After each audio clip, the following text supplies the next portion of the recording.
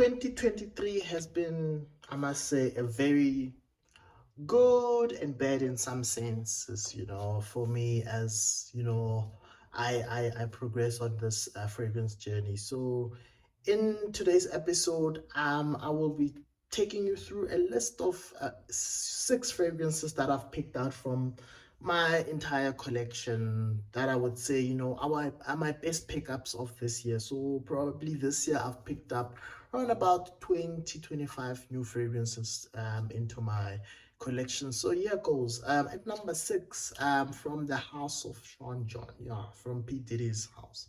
All right. Oh man, beautiful, beautiful fragrance. Fresh. It's got the herbs in there. It's got the lavender, clary sage, iris in the mid. You've got the cashmere wood, tonka bean, sandalwood, amber in the base. So it's a 2006 fragrance, Sean John Unforgivable. And this fragrance right here is it's a fragrance of its time, but it was slightly above, what was out there back then. This, a lot of people use this as their signature fragrance. A great, great, great fragrance. It was an award winner in 2007, I think. Yeah, it was an award winner. So at number 6, definitely one of my best pickups, kicking off the list at number 6, right? And a recent one addition here, Davidoff Cool Water Parfum. So this one here caught me a bit off guard. I expected an aquatic, but this is a very green fragrance, I must say. It reminds me of yeah, Gucci Per Homme Spot. Yeah, Gucci by Gucci Per Homme Spot. It reminds me of, it just has similarities. So the day I have Gucci Per Homme back into my collection, I'll definitely do a comparison. But definitely, it's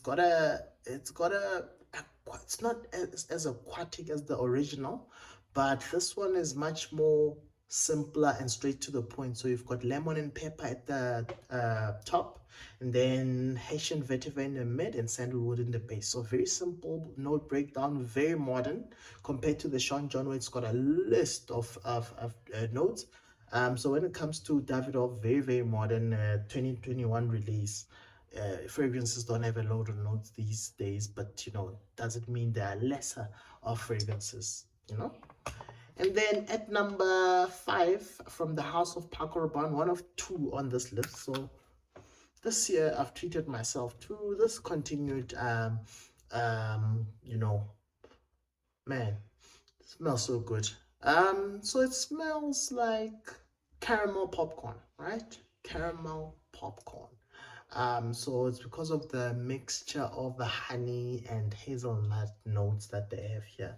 So the note breakdown: plum, ozonic notes, grapefruit, and bergamot. So a bit of freshness at the top, and then the mid, that's where the magic happens with the hazelnut, honey, cedar, cashmere wood, orange blossom, juniper. And the base, you've got the woods, amber wood, patchouli, oak moss, vetiver. So woody in the base, but the sweetness and just the mid of the honey and hazelnut, those notes are just something special. It gives off that popcorn hazelnut vibe, I must say. Great, great, great fragrance here. It's unfortunate that it's discontinued, but luckily it arrives into my collection when I've got tons of fragrances, so it's gonna last, compared to its other flanker mate, the 1 million privé, that unfortunately arrived very early in my collection, and it's got quite a dent. Yeah, so that's at number 4. The next one, also from Paco Rabanne, also a recent edition, this bad boy right here. So Invictus Victory. Man, so this one here, like I said before, you've heard it being said before, pretty much starts to blaze a new trail of its own. It's like a flanker that's not really a flanker, but it's a new thing within the line of Invictus, and it just smells very different, less bubblegummy, sweet, aventusy, but rather spicy, mature, vanilla, tonka bean, smooth type of fragrance. It smells nothing like an Invictus. This should have been a standalone fragrance, I must say. The note breakdown here: pink pepper, lemon at the top, labdanum, lavender in the mid, and then you've got vanilla, tonka bean, and amber in the base. Great fragrance. It's grown on me, I must say. I've had a lot of wearings of these, like testing it out, and it's gotten to a point where I'm very comfortable with where it's at and the quality and what it is. So I'm very impressed. Invictus Victory. Can't wait to get my hands on the elixir of this. Definitely coming up in 2024. Be on the lookout, right? Now to the business end, to the top two, right? And this might or might not be much of a surprise if you've been following my channel recently. From the house of Jean Paul Gaultier, Male Le Parfum. So also similarly to the Invictus Victory, another recent edition.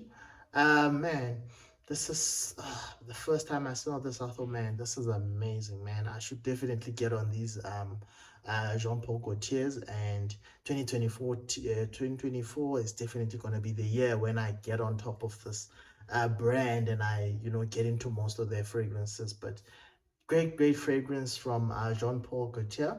Le Male, it's a 2020 release. The Le Parfum, but it's an eau de parfum, it's not a true parfum. Cardamom top, lavender and iris in the mid, and then you've got vanilla, oriental notes, and woodsy notes in the base.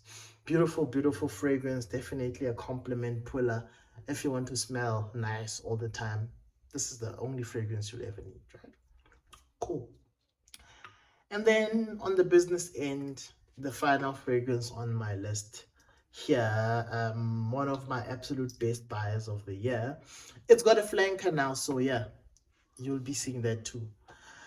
From the clone brand or house of Lattafa. This is Lattafa Khamrah, right? So Lattafa Khamrah is styled or inspired by Killian's Angel Share, which is a whiskey type of boozy type of fragrance. It's unisex. So yeah, this one sort of copies that, like the container, the packaging. This is square, that other one is more rounded. But man, this is one of my best pickups, I must say, of the year. It just smells so good. So yeah, you've got cinnamon, nutmeg, and bergamot at the top, and then you've got dates, praline, tuberose, mahonial in the mid, and then the base you've got vanilla, tonka bean, benzoin, and amberwood, myrrh, and akikale wood. So beautiful fragrance, less boozy, more sweet and datey type of scent. It's a very nice scent. Less, obviously it's a Middle Eastern brand, so you're not gonna find a boozy note in here, but a very great pickup from my end. Yeah, loving wearing these. And the other day I had put on a shirt and I sprayed it on, and then I took off the shirt for some reason and I put it back into my closet, and then I wore something else, and then a couple of weeks later, I think, I took that shirt and I put it on, and it just smelled so good. And I thought, man, when did I put this fragrance on this thing? So yeah, man, it's a very great one. So yeah, that's my list of the top 7 pickups that I've done so far this year. There's one particular fragrance that I'm waiting to put into my collection before the end of this year, but not going to be featured here because I don't think I'm going to have enough time to sort of test it, but it is a banger, right? So yeah, with that said, please like, subscribe, leave a comment down below, share the video. Till next time, my fragrance journey. Peace.